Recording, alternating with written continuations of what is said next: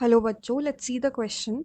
The question says given below are two statements. Statement 1 says in a scrubber, the exhaust from the thermal plant is passed through the electric wires to charge the dust particles. Statement 2 says particulate matter 2.5 cannot be removed by scrubber but can be removed by an electrostatic precipitator. In the light of the above statement, choose the most appropriate answer.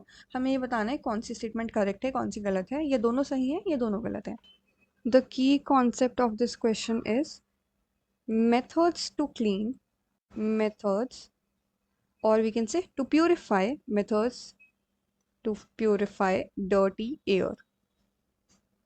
तो इस question में बात की गई है scrubber के बारे में एंड इलेक्ट्रोस्टैटिक प्रेसिपिटेटर के बारे में.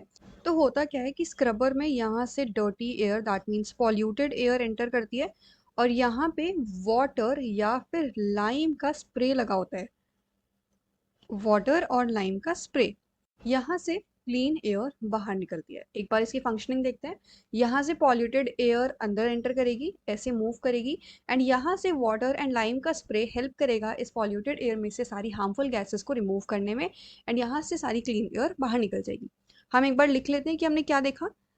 Exhaust, exhaust means polluted air from thermal plants, thermal plants या फिर कोई भी प्लांट जो रिलीज करेगा पॉल्यूटेड एयर को is passed through the spray, passed through the sprays of lime and water. Lime का स्प्रे हो सकता है या वाटर का स्प्रे हो सकता है या फिर डाइऑक्साइड का स्प्रे हो सकता है. इससे इस पॉल्यूटेड एयर को पास की जाती है. एंड क्यों? To remove harmful gases like SO2.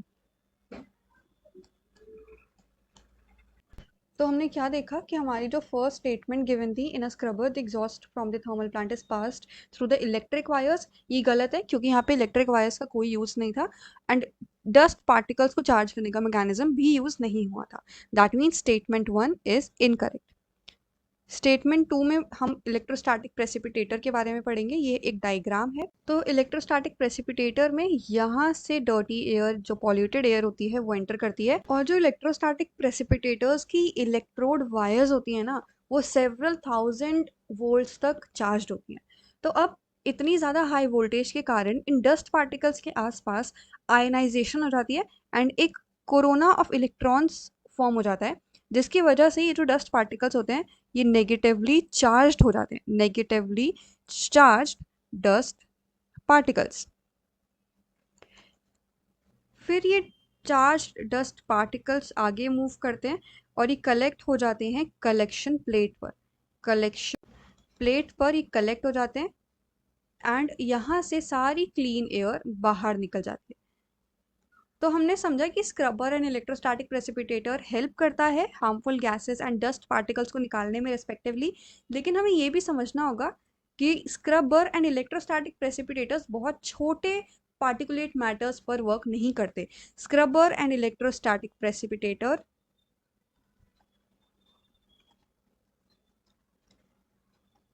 cannot remove extremely small particulate matter. और एक एग्जाम्पल है पार्टिकुलेट मैटर का जो बहुत ही छोटा है दैट इज 2.5 पार्टिकुलेट मैटर. तो हमारी फर्स्ट स्टेटमेंट क्या थी? इनकरेक्ट थी. And statement 2 says particulate matter 2.5 can not be removed by scrubber but can be removed. तो ये पार्ट गलत है. particulate matter 2.5 electrostatic precipitator and scrubber दोनों ही नहीं निकाल सकते.